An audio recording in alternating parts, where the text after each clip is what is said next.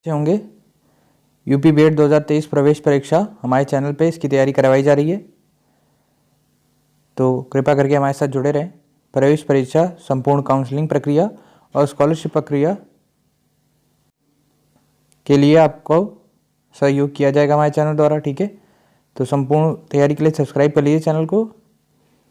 और हम क्लासेस की टाइमिंग आपको डायरेक्टली दिखा दे रहे हैं। सुबह 10 बजे आपकी हिंदी होगी, फिर 11 बजे सामान्य ज्ञान, रीजनिंग और डिफरेंट क्लासेस होंगी। तो क्लासेस से जुड़ जाइए, चैनल से जुड़ जाइए, साथ ही साथ टेलीग्राम चैनल से भी जुड़ जाइए। इसका लिंक डिस्क्रिप्शन बॉक्स में दिया होगा। यहाँ आपको पीडीएफ और डिफरेंट क्विजेज होंगी जिससे आपको मिलेंगे। वहाँ कई सारे लोग रहेंगे तो आपको प्रिपरेशन के बारे में और भी चीज़ें मिलती रहेंगी।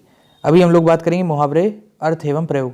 तो आपको पता है कि पेपर जो होता है बीएड का एंट्रेंस, वो 3 घंटे के 2 पेपर होते हैं और उसमें हिंदी आती है 50 मार्क्स की, 50 क्वेश्चन होते हैं एमसीक्यू फॉर्म में। तो उनकी प्रैक्टिस आपको डेली करवाएंगे हम लोग, जिससे आपको एक प्रैक्टिस हो और फिर वीक के एंड में आपका एक टेस्ट होगा। ठीक है, प्रीवियस ईयर क्वेश्चन रहेंगे, कुछ मिक्स्ड क्वेश्चन रहेंगे जिनसे आपकी प्रिपरेशन अच्छी हो। ठीक, पहला प्रश्न जो है क्या कहता है, पहला प्रश्न कह रहा है तूती बोलना मुहावरे का सही अर्थ क्या है? ए रौब होना, बी प्यार होना, सी झगड़ा होना, डी संगीत होना।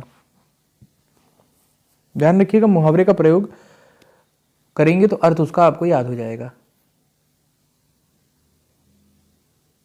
ठीक है, तो बताइए जल्दी से, तूती बोलने का अर्थ क्या है? बोलते नहीं कि उसकी भाई तूती बोलती है, तो तूती मतलब क्या होगा उसका, क्या बोलता है उसका? ए रौब होना, किसी भी व्यक्ति का रौब होगा तो उसकी तूती बोलेगी। ठीक, चलिए दूसरा प्रश्न करते हैं। दूसरा प्रश्न क्या कहता है, तिल का ताड़ करना मुहावरे का अर्थ क्या है?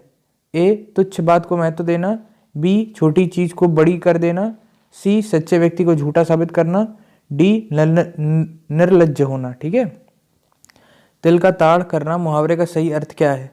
ए तुच्छ बात को महत्व देना, बी छोटी चीज को बड़ी कर देना, सी सच्चे व्यक्ति को झूठा साबित करना, डी निर्लज्ज होना। तो अगर कोई व्यक्ति का भाई तुम तिल का ताड़ मत बनाइए, ऐसा कोई कहे आपसे, तो आप क्या बोलेंगे उसका, इसका अर्थ क्या होगा? कि इसका उत्तर क्या है? इसका उत्तर सरल है, छोटी चीज को बड़ा कर देना। कोई भी छोटी चीज पकड़े व्यक्ति और उसको बहुत बड़ा बना दे तो उससे क्या बोला जाएगा? तिल का ताड़ कर देना। चलिए आगे बढ़ते हैं। तीसरा प्रश्न क्या है, ध्यान से पूर्वक देखिए, वीडियो को लाइक ज़रूर कर दीजिएगा, साथ ही साथ अपने दोस्तों में शेयर कर दीजिएगा। कमर कसना मुहावरे का सही अर्थ क्या है? कमर कसना मुहावरे का सही अर्थ क्या है? ए सतर्क रहना, बी दंडित करना, सी दृढ़ निश्चय करना, डी परिश्रम करना। बताइए उत्तर सोच समझकर। देखिए, मुहावरे को अगर आपको याद करने हैं तो उसका सबसे आसान तरीका यही है कि आप क्या करें, आप उसका प्रयोग सीख लें। तो अगर मैं बोलूं कि बीएड का परीक्षा आने वाली है, उसके लिए मैं कमर कस रहा हूं, तो मैं क्या कर रहा हूं? मैं कर रहा हूं आपका दृढ़ निश्चय करना। ठीक है, मैं दृढ़ निश्चय कर रहा हूं, तो उत्तर क्या हो जाएगा? सी। ठीक, चलिए आगे बढ़ते हैं। प्रश्न कठिन नहीं होंगे, लेकिन अलग अलग तरीके से आएंगे, अलग अलग जगह से आएंगे, तो हमें नंबर ऑफ क्वेश्चंस की ज़्यादा प्रैक्टिस करनी है, हमें बहुत डीपली नहीं जाना है। ठीक है, बाकी आपकी रीजनिंग, सामान्य ज्ञान सबकी प्रैक्टिस हो रही है, तो जोड़े रहें जिससे आपको क्लासेस मिलती रहें। क्या प्रश्न कहता है चौथा, अनुनय विनय से भी न पसीजना इनमें से किस मुहावरे का अर्थ है? ए अटल रहना, बी जड़ हो जाना, सी टस से मस ना होना, डी अहिल्या बनना। बताइए उत्तर, सोच समझ के उत्तर दीजिए। अनुनय विनय से भी ना पसीजना इनमें से किस मुहावरे का अर्थ है? तो उत्तर क्या हो जाएगा आपका? सी टस से मस ना होना। अगर बोला जाए कि भाई उसको बहुत मैंने समझाने की कोशिश की बट वो टस से मस नहीं हुआ, तो क्या है? अनुनय विनय से, मतलब कोई भी तरीके से वो पसीजा नहीं, बदला नहीं उसका नेचर। चलिए आगे बढ़ते हैं। प्रश्न क्या कहता है, स्वावलंबी होना किस मुहावरे का अर्थ है? ए अपने पैरों पर खड़ा होना, बी अपने पैरों पर कुल्हाड़ी मारना, सी आसन भुडोलना, डी अपना उल्लू सीधा करना। स्वावलंबी होना किस मुहावरे का अर्थ है? बताइए। अगर कोई व्यक्ति स्वावलंबी हो गया तो इसका अर्थ तो समझ ही रहे हैं कि आप वो खुद काम कर ले रहा है जो करना चाहता है, तो वो अपने पैरों पर क्या हो चुका है? खड़ा हो चुका है। खड़ा होना को ही बोलेंगे कि भाई उस व्यक्ति को नौकरी प्राप्त हो गई तो वह अपने पैरों पे खड़ा हो गया, बस, तो साल लंबी हो गया। चलिए आगे बढ़ते हैं, प्रश्न का उत्तर दीजिएगा। प्रश्न क्या कहता है, निम्न प्रश्नों में दिए गए मुहावरे के अर्थ बताने के लिए 4 विकल्प दिए हैं, प्रत्येक के लिए उपयुक्त अर्थ वाला विकल्प चुनिए। ठीक है, तो पहला प्रश्न क्या है, ध्यानपूर्वक पढ़िए। घी के दिए जलाना, ए रोशनी करना, बी पूजा करना, सी खुशी मनाना, डी धनवान होना। बताइए उत्तर क्या होगा। उत्तर क्या है, घी के दिए जलाना। तो घी यहाँ सिग्निफाई कर रहा है कि कुछ अच्छा हुआ है, ठीक है, कुछ अच्छी चीज़ हुई है। दिया जलाना तो अच्छी चीज़ है ही है, लेकिन घी के दिए जलाना मतलब व्यक्ति को क्या दिखाता है कि वो बहुत खुश है। तो उत्तर क्या हो जाएगा इसका, सी खुशी मनाना। ठीक है, घी के दिए जलाना। मैंने बताया प्रयोग करेंगे तभी आप सीख पाएंगे। तो प्रयोग यही हो सकता है कि उस व्यक्ति का बीएड में परीक्षा में अच्छा मार्क्स आ गया तो उसने घी के दिए जलाए। देखिए प्रश्न भी ऐसे, उत्तर स्टेटमेंट भी ऐसे बनाई जिससे आपको याद भी रह सके। ठीक, चलिए 7वां प्रश्न देखते हैं। मुझे उम्मीद है कि अभी तक आपने वीडियो लाइक कर दी होगी। सिर चढ़ाना, ए बहुत आदर करना, बी बहुत आज़ादी देना, सी पुष्प चढ़ाना, डी चिंता करना। तो सिर चढ़ाना क्या हो जाएगा इसका उत्तर। सिर चढ़ाना का मतलब है कि आपने बहुत ज़्यादा इज्जत दे दी है, बहुत आज़ादी दे दी है, तो इसका क्या हो जाएगा, बहुत आज़ादी देना। तो यही हो सकता है कि माता पिता ने गोलू को सिर पे चढ़ाया है, बस ये हो सकता है। तो आज़ादी, बहुत आज़ादी देना हो जाता है इसका अर्थ। ठीक, चलिए आगे बढ़ते हैं। अदृश्य शत्रु अर्थ के अनुरूप उपयुक्त मुहावरा है, मीठी छुरी, मुंह में राम बगल में छुरी, सी पेट में दाढ़ी, डी आस्तीन का सांप। अदृश्य शत्रु अर्थ के अनुरूप उपयुक्त मुहावरा है, किसके बारे में बताइए मुझे। अदृश्य शत्रु अर्थ के अनुरूप उपयुक्त मुहावरा है, बताइए उत्तर क्या होगा इसका। तो इसका उत्तर होगा डी आस्तीन का सांप। ठीक है, इसका उत्तर क्या है, आस्तीन का सांप।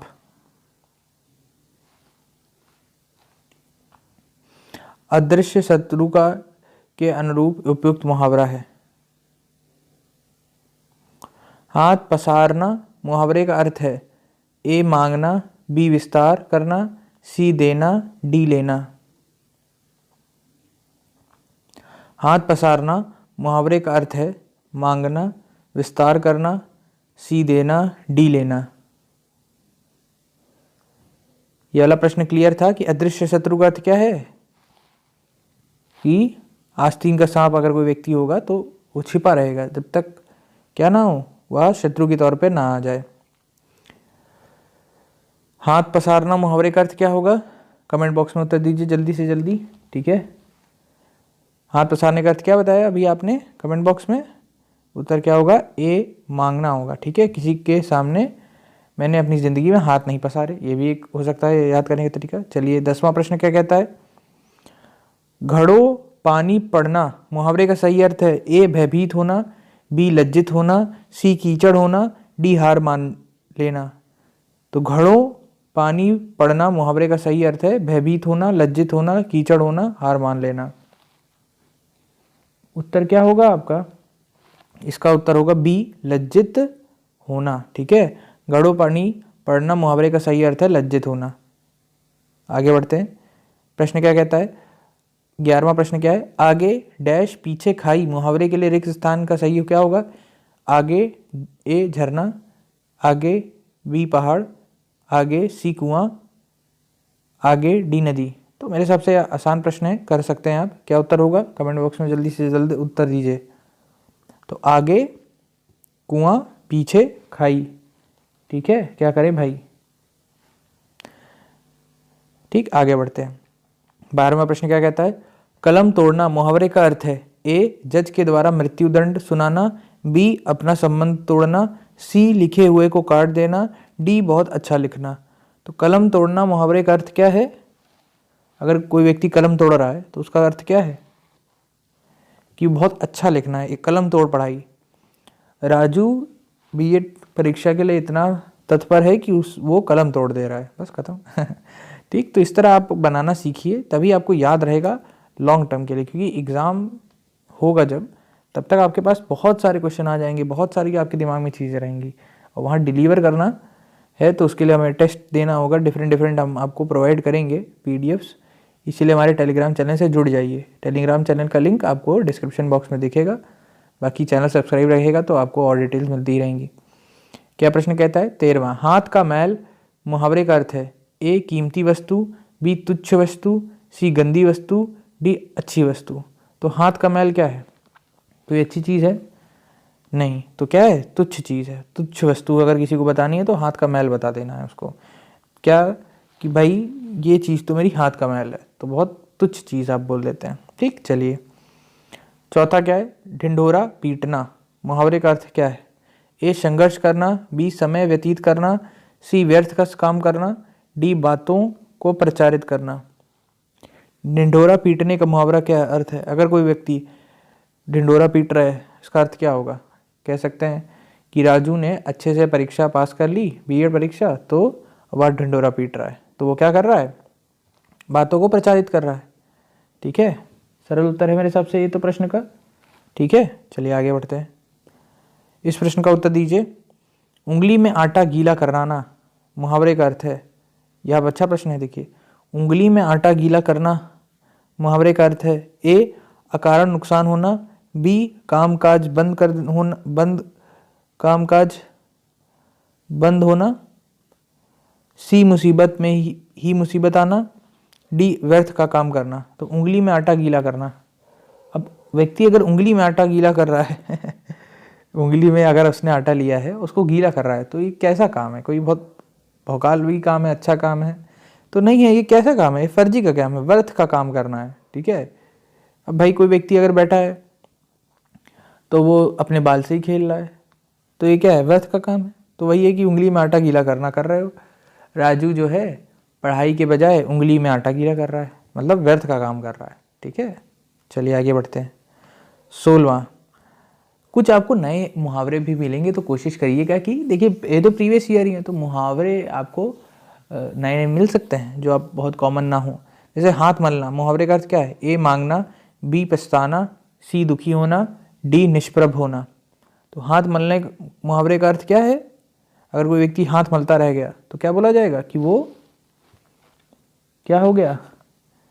वो पछता रहा है। ठीक है, रिग्रेट कर रहा है, रिग्रेट। ठीक है, तो इसका यही हो सकता है कि राजू ने बीएड परीक्षा के लिए नहीं किया, अब वह पछता रहा है। ठीक है, तो ना पछताइए, कोशिश करिए कि अच्छे से मार्क्स लाएं। 17वां, छठी का दूध याद आना मुहावरे का अर्थ है शुद्ध भूल जाना, बी बहुत कष्ट होना, सी बचपन याद करना, डी बच्चों जैसा व्यवहार करना। तो छठी का दूध याद आना का अर्थ क्या होगा? अगर छठी का दूध याद आना का मतलब क्या है? कोई आसान वक्त है? नहीं। कैसा वक्त है? बहुत ही कष्ट होना इसका अर्थ होता है। ठीक है, छठी का दूध याद रखना। आगे करते हैं ये प्रश्न 18वां। मुझे उम्मीद है कि अभी तक आपको चीज़ें समझ में आ रही होंगी। देखिए अभी क्वेश्चन प्रैक्टिस करिए, बाकी आपका जो भी कोर्स चल रहा है उसको भी देते रहिए ना। चलिए बताइए, 9 2 11 होना मुहावरे का अर्थ है ए धोखे में पड़ना, बी निशाने पर लगना, सी निशाना बन जाना, डी रफू चक्कर होना। 9 2 11 होना मुहावरे का अर्थ क्या है? चोर ने पैसा लिया और वह 9 2 11 हो गया, या मेरे मित्र ने टॉफ़ी ली और वह 9 2 11 हो गया। तो इसका अर्थ क्या है? तो बहुत सरल प्रश्न है, इसका उत्तर दीजिए कमेंट बॉक्स में। उत्तर क्या है? रफू चक्कर हो जाना। ठीक है, चलिए मुझे उम्मीद है आपको यहाँ तक क्लास समझ आई होगी। बाकी हमने बात कर ली है कि डेली फ्री क्लासेस आपको चैनल पे हमारे मिल रही हैं, तो कोशिश करिए कि जुड़िए, क्वालिटी कंटेंट आपको मिलेगा, ये हमारी तरफ से पूरी गारंटी है, क्योंकि हमें इस एग्ज़ाम को करवाने का एक्सपीरियंस है विद गुड रैंक्स, बहुत अच्छी रैंक्स भी हैं। सबको गवर्नमेंट कॉलेज आपको मिला है, तो हम लोग यही चाहेंगे कि आपको भी मिले। तो अपने दोस्तों को भी जोड़िए, जिससे उनका भी फ़ायदा हो और आपका भी, साथ में ही आप जाएँ अपने ग्रेजुएशन से या मास्टर से बीएड की तरफ। ठीक है, चलिए बाय बाय।